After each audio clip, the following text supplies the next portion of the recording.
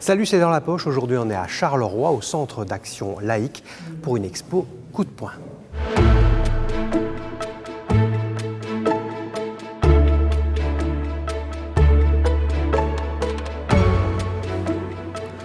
Une expo très immersive en compagnie de 15 témoins photographiés et puis aussi qui témoignent à travers des vidéos de Pierre-Alain Gayssens. On y reviendra dans quelques instants, mais je vous propose d'abord de nous mettre au vert en partant du côté de l'Athénée provincial mixte Ouarokais où on accueille une centaine d'étudiants au pôle horticulture et parmi eux, Romain qui nous sert de guide. Bonjour, je m'appelle Romain Liénard, je suis en 6e technique horticole à l'école de Marimont. Veuillez me suivre pour la balade.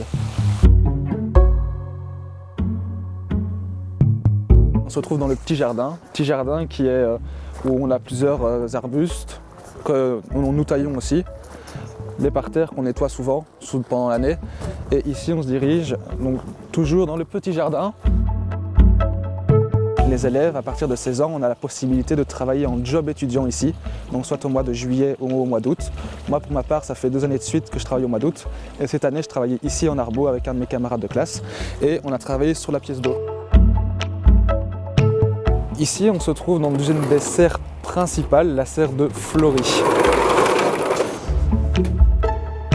Sur le site du Colombi, un site de 10 hectares de culture qui est vraiment unique en Belgique, tant par la diversité que par la qualité de l'enseignement qui est dispensé. Ma formation m'a préparé au futur métier de technicien horticole. J'ai fait des stages il n'y a pas longtemps. Il y a toute une semaine où j'ai fait des clôtures, il y a une semaine où j'ai taillé. Et donc c'est vraiment un métier divers et varié, et ça c'est chouette. J'adore ce que je fais. Être horticulteur, c'est pas tondre une pelouse. Être jardinier, c'est pas uniquement s'occuper du gazon ou des haies, c'est aménager un jardin, c'est être paysagiste, donc c'est répondre aux besoins d'un client, c'est être chef d'entreprise, c'est travailler pour un entrepreneur et c'est réaliser le rêve d'un client pour lui fournir son propre paradis. On dispose des pots vides ici, la machine va tourner et ici, il y a de la terre qui va se déverser grâce au tapis qui est là. Ça va remplir les pots, c'est plus facile de le faire avec cette machine-là qu'à la main. Parce que quand on fait de l'empotage, il faut aller vite. Donc à la main, ce serait trop long. Et le terreau, on le met dans cette machine-là qui va envoyer la terre et qui va tomber sur le tapis. On prend les pots, on les met sur des plaquettes, on les met sur le côté. Il y en a qui empotent et ça fonctionne comme ça pendant 2-3 heures.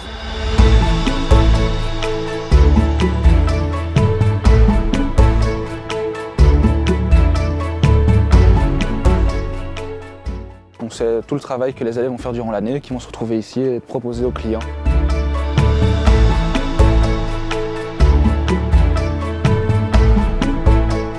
Ici, on se trouve dans le magasin Promar, qui est le magasin où nous vendons la plupart de nos cultures. Donc par exemple, les carottes, les poireaux, les oignons. Il faut nous contacter, il faut s'inscrire, faire des essais, voir le terrain, il faut être absolument s'immerger dans l'horticulture pour voir ce que c'est. On a fait de gros investissements pour la section horticole et la qualité de l'enseignement sur la PMW en tout cas est là, donc il n'y a vraiment pas de souci à se faire. J'espère que je vous aurai convaincu de peut-être votre futur métier et de vous avoir peut-être créé une vocation.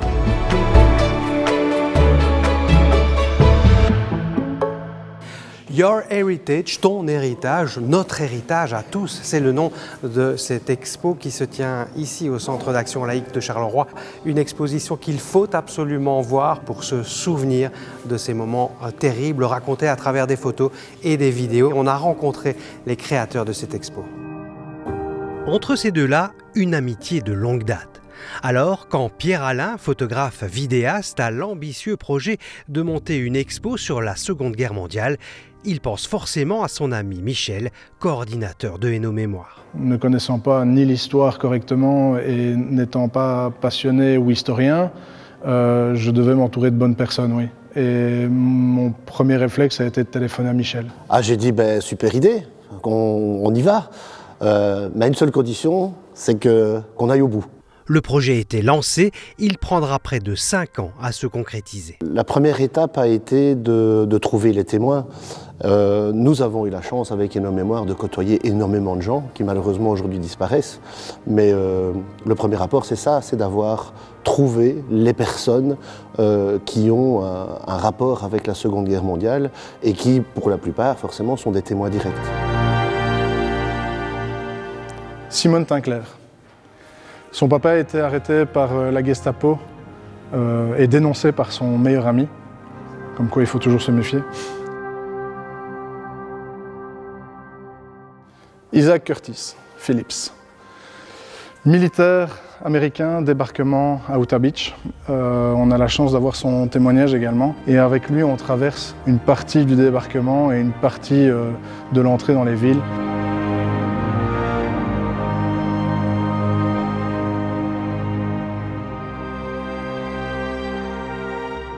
L'histoire de Nestor Laurent, c'est l'Exode.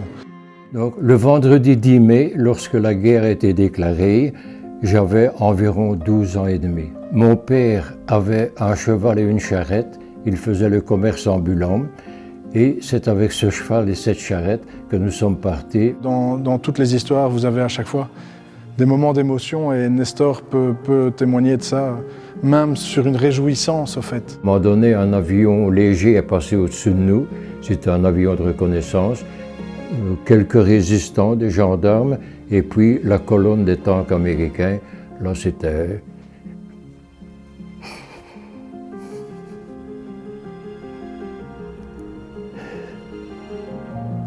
Excusez-moi, c'était la folie.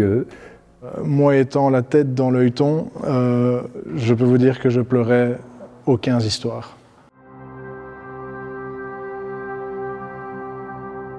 La volonté de mon travail, c'était de figer l'instant. Et c'est pour ça que ces photos sont sorties du boîtier et n'ont pas été recadrées ou retouchées. Pour certains, vous allez voir les textures de peau, les grains de peau, du visage, les rides et tout ça. Et c'était vraiment quelque chose à ne pas effacer, à ne pas lisser.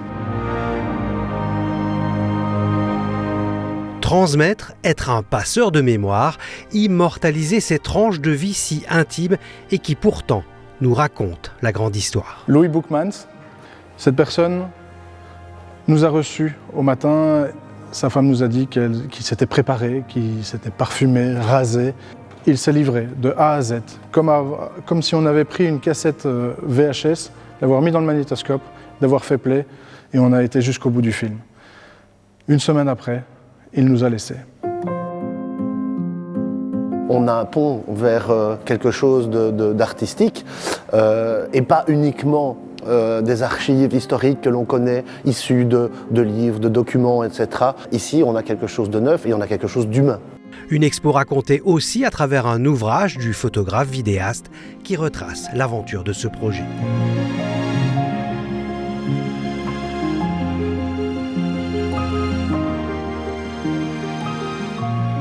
Il vous reste donc un mois pour découvrir cette expo essentielle. En attendant, nous on se quitte et on se retrouve dès la semaine prochaine pour un prochain numéro.